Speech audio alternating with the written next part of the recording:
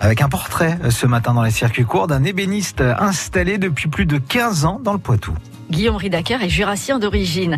C'est dans cette région qu'il a suivi son CAP en ébénisterie, puis en marqueterie et enfin en sculpture d'ornementation, le tout complété par une formation de restauration de mobilier ancien.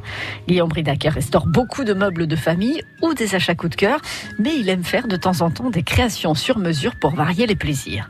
La restauration de mobilier ancien permet de travailler sur un meuble comme on le faisait à l'époque de sa fabrication.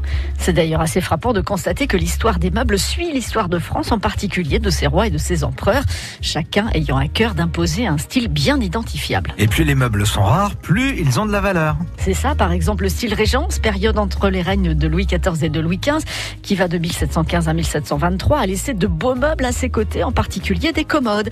Guillaume Ridacker trouve beaucoup de charme aussi aux meubles d'appui de style Napoléon III, une époque où le mobilier est verni au tampon teinté noir.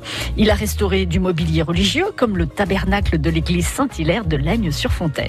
Guillaume Ridacker stocke quantité de bois chez lui pour tenter de trouver le bon veinage pour ses restaurations.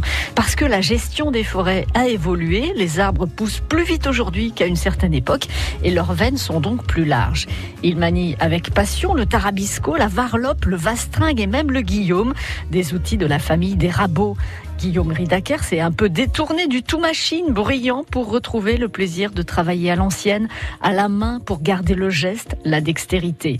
Il privilégie les commandes locales et a du pain sur la planche pour les 2 années à venir. Son carnet de commandes est plein.